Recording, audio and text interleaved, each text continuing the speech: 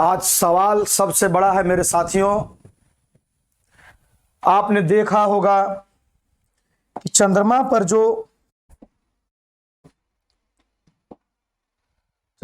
जो लैंडर पहुंचा वो इस तरह का पहुंचा।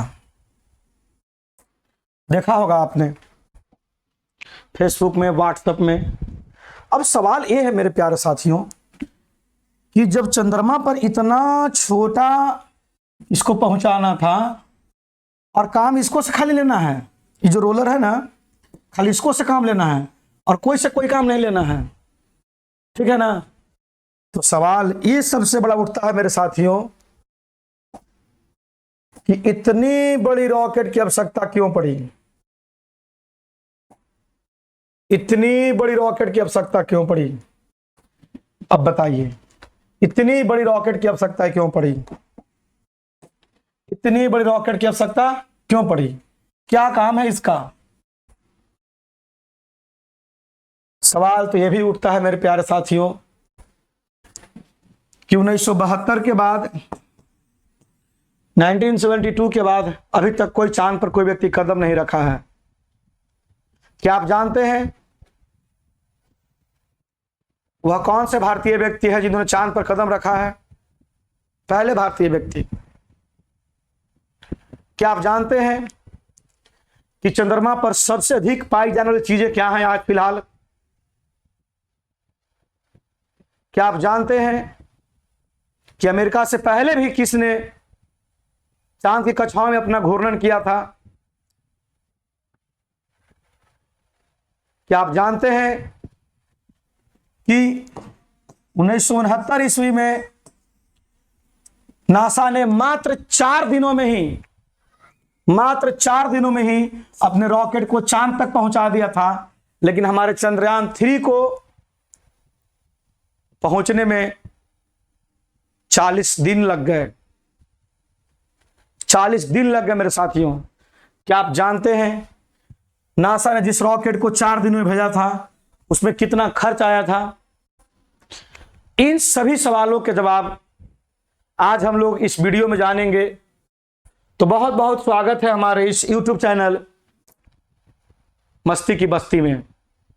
मेरे प्यारे साथियों,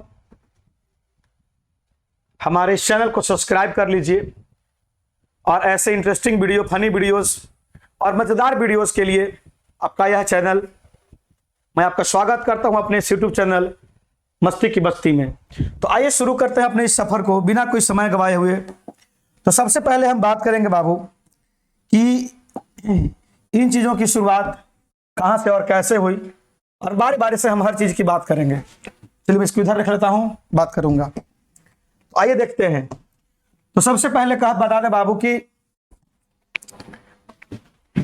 पृथ्वी का एक प्राकृतिक उपग्रह है चंद्रमा। पृथ्वी का एक प्राकृतिक उपग्रह है चंद्रमा, और चंद्रमा जो है पूरे ब्रह्मांड में सबसे 5वां विशाल प्राकृतिक उपग्रह है। अगर हम बात करें चंद्रमा की और पृथ्वी की, तो भाइयों चंद्रमा और पृथ्वी की अगर बात करना चाहेंगे हम, तो सबसे पहले तो बात यह समझ लीजिए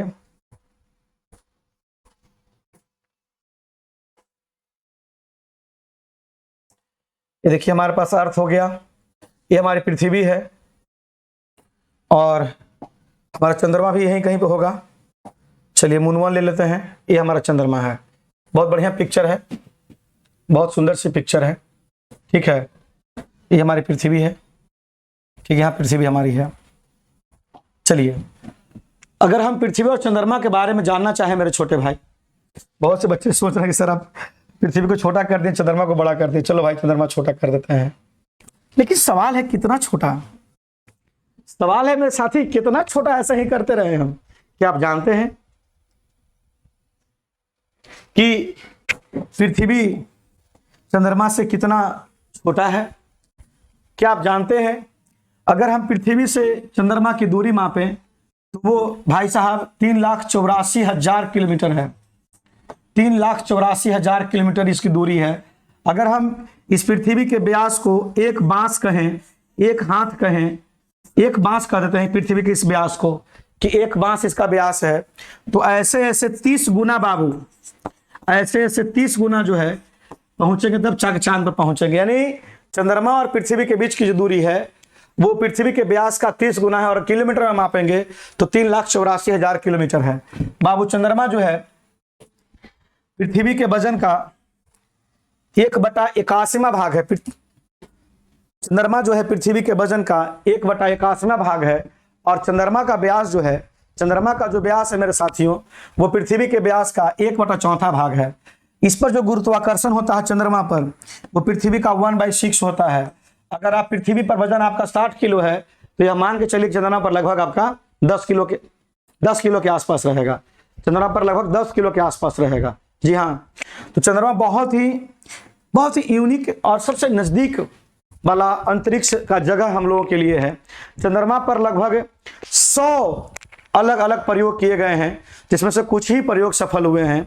सफल देशों में अगर हम बात करें, भारत, अमेरिका, रूस, चाइना, ये सफल लोगों में से जिन्होंने चंद्रमा पर अपना स्थान दिखाया, अस्तित्व दिखाया है कि हम चांद पर पहुंच सकते हैं।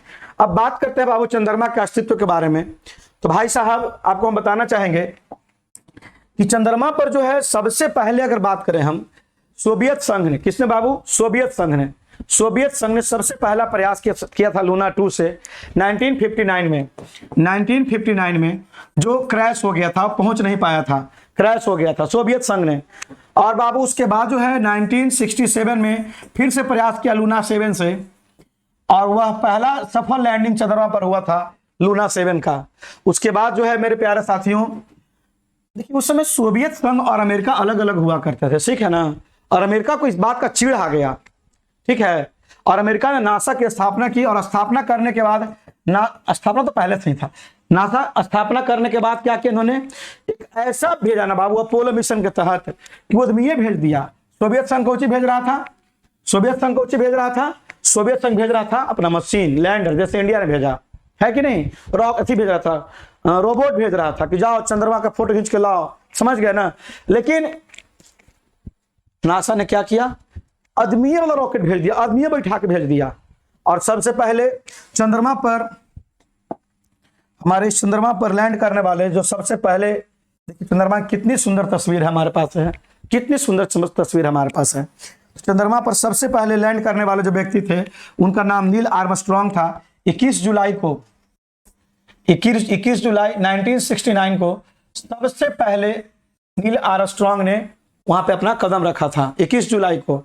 और भाई साहब अगर नील आर्मस्ट्रॉन्ग की तस्वीर अगर देखें हम लोग, देखिए हमारे पास नील आर्मस्ट्रॉन्ग की तस्वीर बिल्कुल होनी चाहिए कहीं ना कहीं। ये देखिए हमारे भाई साहब हैं, ये है नील आर्मस्ट्रॉन्ग, ये हमारे हैं भाई साहब नील आर्मस्ट्रॉन्ग, जिन्होंने सबसे पहली बार चंद्रमा पर अपना कदम रखा था, नील आर्मस्ट्रॉन्ग, ठीक है ना। ये सबसे पहले वैज्ञानिक बने जिन्होंने चंद्रमा पर अपना कदम रखा। और भाई साहब जो सबसे आखिरी वैज्ञानिक बने जिन्होंने अपना कदम रखा, और वो ये है, अभी तक किसी महिला ने चंद्रमा पर अपना कदम नहीं रखा है। और बहुत दुख के साथ कहना पड़ रहा है मुझे कि इनके जाने के बाद, चंद्रमा पर इनका कदम रखने के बाद, आज तक कोई चंद्रमा पर नहीं गया मेरे साथियों। यानी 1972 के बाद, 1972 के बाद कोई भी वैज्ञानिक चंद्रमा पर नहीं पहुंच पाया मेरे साथियों। अभी तक 12 वैज्ञानिक चंद्रमा पर अपना कदम रख चुके हैं, ठीक है ना। 1976 में प्रयास किया गया था लेकिन सफल नहीं हो पाया। तो भाई साहब इसके बाद आखिर सवाल उठता है कि 50 वर्ष लगभग हो गए, सवाल है बाबू 50 वर्ष लगभग हो गए, आज कोई वैज्ञानिक क्यों नहीं गया। हमारे इसरो की स्थापना लगभग 1969 में लगभग हो गई थी, इसरो की स्थापना हो गई थी 1969 में, ठीक है ना। उस समय से आज 50 वर्ष लगभग हो गए। उसके बाद 1972 के बाद जो है ना, वो कोई भी वैज्ञानिक वहां पहुंच नहीं पाया चंद्रमा पर। तो एक बहुत बड़ा सवाल है। आप सोच सकते हैं कि इस ईरा के बाद, इस ईस्वी के बाद, अगर 2023 में आज हम जी रहे हैं तो सोच लीजिए मेरे साथियों कि 50 वर्ष लगभग हो गया, लगभग क्या पूरा हो गया, 51वां वर्ष हम लोग चल रहे हैं, 51 में चल रहे हैं हम लोग। तो भाई साहब अभी तक कोई वैज्ञानिक क्यों नहीं गया, सब मशीनें काहे भेज रहा है, कोई काहे नहीं गया। यह सोचने वाली बात है मेरे साथियों। भाई ऐसा कहा जाता है कि जो 12 लोग गए थे ना, वो कोई ना कोई बीमारी से जूझ रहे हैं, कोई का मानसिक खराब हो गया, कोई के हमेशा के लिए हृदय का धड़कने तेज हो गया, कोई कुछ हो गया, कोई के पैरालिसिस, कुछ न कुछ सब बार हो के हो गया है।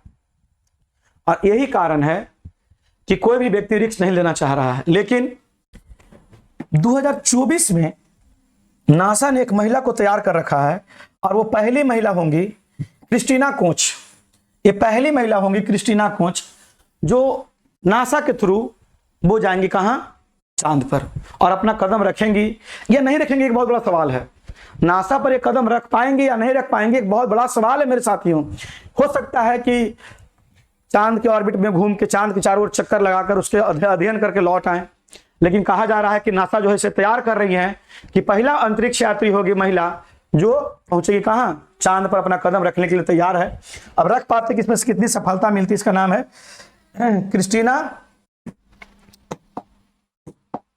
क्रिस्टीना कोच मेरे साथियों। क्रिस्टीना कोच इनका नाम है, जो चांद पर रखने वाली पहली महिला बनेंगे, पहली महिला बनेंगे। अब हम लोग जानते हैं मेरे साथियों कि चांद आया कहां से। भाई साहब, कहा जाता है कि जब 1969 में जब अपोलो 11 ने वहां अपना कदम रखा सबसे पहले, नील आर्मस्ट्रांग ने, इसकी सहायता से, पता है इसका खर्च कितना आया था? लगभग 3000 करोड़, 2950 करोड़, 3000 करोड़ रुपए। सोचिए कब? 1969 में। आप सोच सकते हैं 1969 में 3000 करोड़ रुपए खर्च किया था नासा ने अपोलो 11 के लिए, और 3 अंतरिक्ष यात्री वहां पहुंचे थे। समझ गए ना? जब नील आर्मस्ट्रांग वहां से लौटे तो जाहिर सी बात है मेरे साथी अपने साथ कुछ लेकर आए।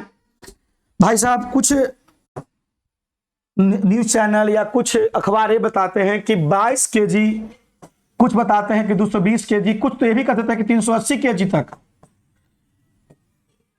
चंद्रमा से पत्थर लाए, चंद्रमा की मिट्टी लाए।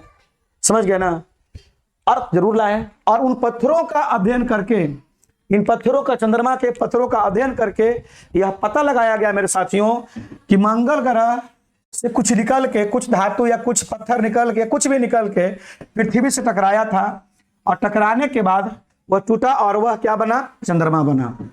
और कब बना? आज से लगभग 4.5 अरब वर्ष पहले, 4.5 अरब वर्ष पहले। हमारे पूरे विश्व के जितने भी देश हैं वो सौर मंडल में किसी भी उपग्रह या किसी भी ग्रह पर अभी तक अपना पैर नहीं रखे हैं, और वो सब, वो कौन है बाबू? चंद्रमा। जहां चंद्रमा पर ही वैज्ञानिक गया है और कहीं नहीं गया है। समझ गए? तो हम लोग बात करने वाले हैं बाबू चंद्रमा पर जो बाबू दिन होता है, चंद्रमा पर बाबू जो दिन होता है, उनका एक दिन जो है लगभग 27 से 28 दिन का होता है। एक दिन जो है वो लगभग 27 से 28 दिन का होता है मेरे साथियों, 27 से 28 दिन का। अगर चंद्रमा पर आप एक दिन बिता दिए तो समझिए कि जहां भारत में हम या विश्व में हम लोग कहीं भी हैं, तो चंद्रमा पर का एक दिन हमारे 1 मंथ के लगभग बराबर हो गया। सोच लीजिए, अगर चंद्रमा पर भी 3 दिन भी रह गए तो 3 मंथ रह गए, समझ लीजिए आप, इंडिया के हिसाब से। अगर हमारा चंद्रयान 3 2 दिन, 3 दिन, 4 दिन भी रह जाता है, क्योंकि भाई वहां रात होगा तो बहुत लंबा रात होगा। समझ गया ना? वहां पर रातें 14 रातों के, हमारे यहाँ 14 रातों के बराबर, तो वहां उसकी एक रात होती है। और चंद्रमा का तापमान 150 से -200 डिग्री सेल्सियस तक, माइनस में ही ध्यान रखिएगा, 200 डिग्री सेल्सियस तक पहुंच जाता है। तो सोचिए कि हमारा जो लैंडर गया है वहां पे, जो रोबोट गया है चांद का पता लगाने के लिए, तो सब तो जम जाएगा ना, उसका सब पार्ट्स खराब हो जाएगा जम के। तो जाहिर सी बात है कि उसको बहुत कम समय है, 2-3 मंथ तो काफी होता है कि नहीं, पता लगाने के लिए। अब हम जानते हैं कि सबसे पहले भारत ने, अब हम भारत की बात करते हैं, सबसे पहले भारत ने चंद्रयान 1 भेजा था, श्रीहरिकोटा से इसरो द्वारा भेजा गया था, और वो 22 अक्टूबर को भेजा गया था बाबू, 2008 में, 22 अक्टूबर को 2008 में भेजा गया था। और चंद्रयान 2 जो है, हाँ ध्यान रखिएगा, चंद्रयान बहुत सफल रहा था मेरे साथियों। आपको पता है अमेरिका के बाद बहुत ये क्षण है हमें भारतीय होने पर गर्व करने का। ये मैं जो बोलने जा रहा हूं भाई साहब, अमेरिका के बाद हमारा भारत ही एक ऐसा देश है जो सफल देश बना, जिसने चांद पर अपने लैंडर को कंप्लीट बिल्कुल एकदम आराम से स्मूथली उतार दिया, और कोई देश नहीं बना उसके बाद। अमेरिका के बाद भारत बना था। तो भाई साहब 22 अक्टूबर को चंद्रयान जो है पहुंचा था, है ना, छोड़ा गया था 2008 में चंद्रयान 1, जिसने पूरे दुनिया को हिला कर रख दिया, क्योंकि हमारे चंद्रयान ने बर्फ और पानी की खोज कर दी कि हाँ चंद्रमा पर बर्फ और पानी है। हम लोग इतने परेशान क्यों हैं? क्या हमारी पृथ्वी सुरक्षित नहीं है? हम क्यों जीवन मंगल ग्रह पर या चांद पर या कहीं और खोज रहे हैं? बहुत से लोग बोल रहे हैं कि चांद पर घूमने से क्या मिलेगा। अरे भाई, जब चांद पर जब हमको कुछ मिल जाएगा ना, कुछ नहीं मिलेगा। अगर जल बढ़िया से मिल जाए ना तो हाइड्रोजन और ऑक्सीजन मिलेगा हमको, और जब हाइड्रोजन और ऑक्सीजन मिलेगा तो हमारे अंतरिक्ष में जाने वाले जो रॉकेट होंगे हम वहीं से उसको ईंधन भर लेंगे तोड़ के, तो बहुत चीज हो जाएगा। पहले कुछ तो मिले। में कहावत है, नाधा था आधा, नाधा था आधा और आधा था साधा। पूरा प्रयास तो करो। 22 अक्टूबर को 2008 में चंद्रयान हो गया बाबू। चंद्रयान 2 जो है बाबू, चंद्रयान 2 जो है वो भी 22 जुलाई को 2019 में, ध्यान रखिएगा 22 जुलाई को 2019 में, अगर हमारी जानकारी अधूरी है तो क्षमा चाहते हैं हम।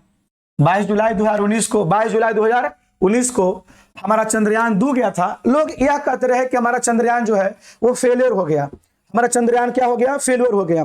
हमारा चंद्रयान ने कुछ नहीं किया। भाई ऐसा नहीं है, हमारा चंद्रयान लगभग सफल हो गया था। अंतिम क्षण में थोड़ा गड़बड़ा गया, लेकिन फिर भी हमें काफी सफलता मिली चंद्रयान 3 को भेजने में। चंद्रयान 3 जो हमारा है 14 जुलाई को मेरे साथियों, 14 जुलाई को 2023 में पहुंच गया था। इसको बाबू 40 से 44 दिन लगे वहां पहुंचने में, ठीक है ना।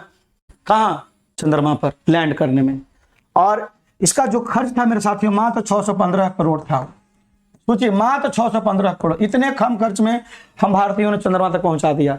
पूरा विश्व, एलन मस्क ने इसको ट्वीट किया है कि सलाम है तुम्हें भारतीयों, तुम लोगों ने जो कर दिखाया इतने कम खर्च में, तो बहुत बड़ी बात है। एलन मस्क भाई साहब, तो ये चंद्रयान 3। अब सवाल है कि इतने कम खर्च में हम लोगों ने चंद्रयान 3 को वहां कैसे भेज दिया, जबकि अमेरिका ने लगभग 3000 करोड़ रुपए खर्च किए थे। कब? आज के लगभग 50 वर्ष पहले, 1969 में। तो सोच लीजिए, अगर उस खर्च को आज के हिसाब से देखें तो 50,000 करोड़ पहुंचेगा। 3000 करोड़ से 5000 करोड़ पहुंच जाएगा। डबल ट्रिपल भी कर सकते हैं, 10,000 करोड़ पहुंचा सकते हैं आप। इतना ज्यादा खर्च आज की डेट में होगा। तो सवाल था कि इतना कम में क्यों, इतना अधिक में क्यों? तो सबसे पहले हम समझते हैं कि हमारा चंद्रयान 3 जो है, हमारा चंद्रयान 3 है क्या, कैसे हम लोगों ने इसे चंद्रमा पहुंचाया, इतना मोटा काहे होता है हमारा चंद्रयान। तो आइए देखते हैं कि इसमें कौन कौन से पार्ट होते हैं और ये चंद्रयान क्या क्या काम कर सकता है। तो देखिए, सबसे पहली बात यहाँ पे समझिए, इसको फुल इमेज में ले रहा हूं, आपको समझाऊंगा बड़े अच्छे ढंग से, समझिएगा।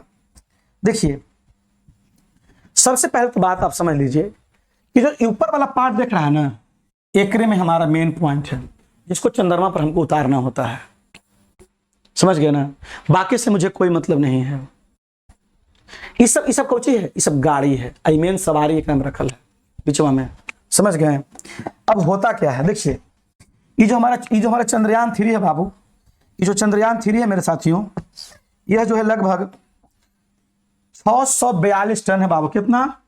642 टन, 642 टन, 642 टन, 642 टन है। 642 टन, सोचिए 642 टन। और इसका जो ऊंचाई है 43 मीटर, लगभग 43.5 मीटर। इतना ऊंचाई है बाबू चंद्रयान 3 का। कितना बड़ा, कितना हैवी। लेकिन जो चंद्रमा पर गया ना, वो लगभग 2000 किलो था, उससे ज्यादा नहीं था। सोचिए, इतने छोटे से अमाउंट को पहुंचाने के लिए, मतलब 2 टन कहिए, 2000 कहा लगा रहे हैं, 2 टन कहिए, मात्र 2 टन था। इतने छोटे से वस्तु को पहुंचाने के लिए, इतने हल्के को पहुंचाने के लिए इतना बड़ा। भाई, भारत का सबसे भारी रॉकेट है LBM-3, और इसके सफल होने की गारंटी 6 बार सफल हो चुका है। और इस बार भारतीय रिस्क नहीं ले सकते थे, क्योंकि चंद्रयान 2 असफल हुआ, तो उसका मजाक बनाया गया था। हमारे पड़ोसी दोस्तों ने हमारा मजाक बनाया था। तो कोई भारतीय वैज्ञानिक रिस्क नहीं लेना चाहते थे। आपने रोते हुए चेहरे देखे होंगे उन वैज्ञानिकों के, मुझे पूर्णतः याद है। भावुक हो जाता है मन। इस बार कोई रिस्क लेने का चांस ही नहीं था, पहुंचना था। 140 करोड़ भारतीयों की दुआएं उनके साथ थी। मेरे प्यारे साथियों, देखिए अब इसको समझते हैं कि कैसे पहुंचा। देखिए इसके कई पार्ट होते हैं, कई पार्ट होते हैं इसके, ध्यान दीजिएगा। अगर हम पार्ट 1 की बात करें तो सबसे पहले ये है हमारा, देख रहे हैं दोनों तरफ, इसमें फ्यूल होता है, सॉलिड फ्यूल होता है, सॉलिड फ्यूल था इसमें, और ये 205 टन था, 205 टन सॉलिड फ्यूल था इसमें, 205 टन फ्यूल था। देखिए सोचिए, उतना 600 उतना टन के 205 टन तो यही खत्म कर लिया। 205 टन समझ में आ रहा है आपको? 205 टन यही खाली था। अभी सोचने वाला बात है मेरे साथियों कि 600 टन में 205 टन तो यही खत्म कर लिया। भाई साहब इसका काम था कि पृथ्वी से इसको कम से कम 40 से 50 किलोमीटर ऊपर ले जाए, ठीक है ना। ये फ्यूल 40 से 50 किलोमीटर ऊपर जाते ही खत्म हो गया, ठीक है ना। इतना ज्यादा हैवी था कि इसको बहुत ज्यादा फ्यूल की जरूरत थी, ठीक है ना। अपने फ्यूल वो तो हैवी हो गया यार, ठीक है। और उसके बाद जो जब ये दोनों अलग हो जाता है, फिर जाके ऊपर उतना ऊपर जाके 50 किलोमीटर 60 किलोमीटर जाके अलग हो जाता है। और जब ये अलग हो गया मेरे भाई, फ्यूल कहां से आया? फ्यूल कहां से आया? तब ईंधन कहां से आया? तब ईंधन आया मेरे प्यारे मित्रों, बीच में से शुरू हुआ। ईंधन शुरू हुआ बीच में से, ई वाला यहां से यहां तक। इसमें लिक्विड फ्यूल था 115 ton, 115 ton, 115 ton liquid fuel था, 115 टन लिक्विड फ्यूल था इसमें। और जानते हो सबसे अच्छी बात, हम लोगों ने इतने कम खर्च में कैसे पहुंचा दिया? देखिए ऐसे पहुंचा दिया, इतने कम खर्च में। ये हमारा अर्थ है, ये हमारा क्या है बाबू? अर्थ है। अब अर्थ के चारों ओर जो हमारा चंद्रयान है ना, वो चक्कर लगा रहा है। अब धीरे धीरे अपना ऑर्बिट क्या कर रहा था? बढ़ा रहा था इस तरह से, और इसका स्पीड भी बढ़ रहा था। समझ गए ना? इसका स्पीड भी क्या हो रहा था? बढ़ रहा था मेरे साथियों। और स्पीड बढ़ते बढ़ते इतना मतलब लगभग डबल ट्रिपल हो जा रहा था स्पीड। जब एक फ्यूल खत्म, जानते हैं जब फ्यूल खत्म हुआ तो लगभग 7000 पर किलोमीटर की रफ्तार से चल रहा था बाबू। जब फ्यूल खत्म हो जाता है पर किलोमीटर की रफ्तार से, और उसके बाद हमारा लिक्विड फ्यूल शुरू होता है 10,000 से एकदम क्रॉस कर जाता है, ठीक है ना।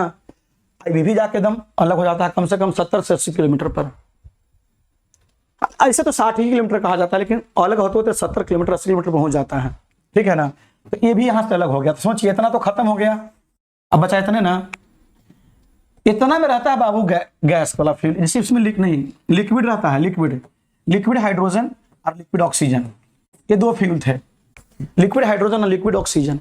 इसका मेन काम था कि इसको बहुत पृथ्वी के ऑर्बिट से बाहर तक ले जाना। एकदम आराम से इसको घुमा रहा, स्पीड में बढ़ते जा रहा, ठीक है ना। और ये हाइड्रोजन और ऑक्सीजन लिक्विड फ्यूल था, और ये बहुत देर तक काम करता है, ठीक है ना। और तब तक ऊपर वाला जो खोपड़ी है ना, ये हट जाता है। ऊपर वाला खोपड़ी जो है वो बिल्कुल अलग हो जाता है, आपको लैंडर साफ दिखने लगेगा। आप देखिएगा आगे वाला हिस्सा हट जाता है, खाली नीचे लगा रहता है। ऊपर जाई थी मतलब 40 से 50 किलोमीटर जाई थी, वो हट जाता है ऊपर से, ठीक है। अब इसमें भी फ्यूल था। सोचिए तो इतना स्टेज में तो खाली फ्यूले है, क्योंकि भाई ऐसा क्यों? गुरुत्वाकर्षण बल है ना पृथ्वी में, गुरुत्वाकर्षण बल है ना, इसको जाने ही नहीं देगा ऊपर, खींच लेगा नीचे अगर ज्यादा बरियार ना रहेगा तब। तो इस प्रकार मेरे साथी जो है ये फ्यूल लेकर ऊपर उड़ता है, और जब सबसे ऊपर जाता है बाबू, सब अलग हो जाता है इससे। जब सब इससे अलग हो जाता है तब क्या होता है? हमारा जो है ना वो सिर्फ और सिर्फ क्या बचता है मेरे भाई? ऊपर वाला पार्ट बचता है। ये सिर्फ ऊपर वाला पार्ट बचता है जिसको हम लैंडर कहते हैं। और ये जो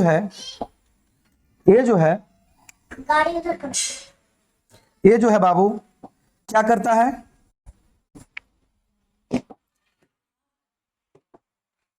जो सबसे ऊपर वाला पार्ट है जिसको हम दिखाना चाहते हैं आपको, हम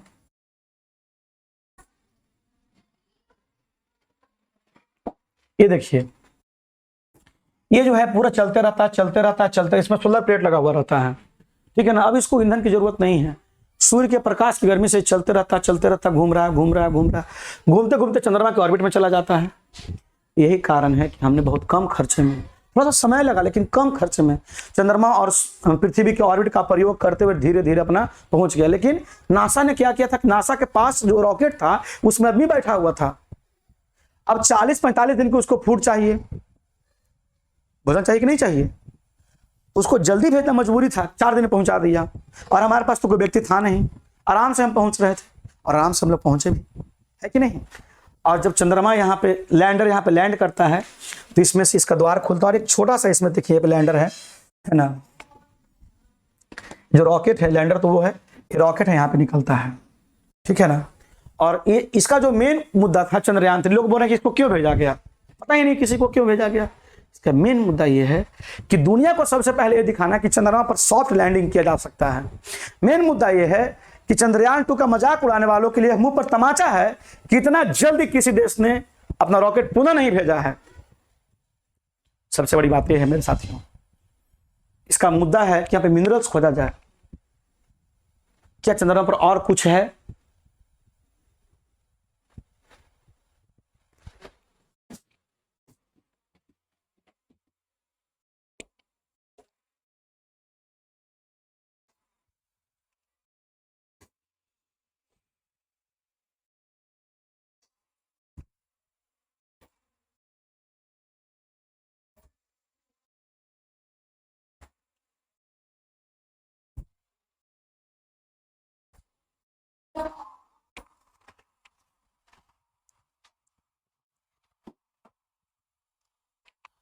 भाई साहब, अगर हम चंद्रमा की बात करें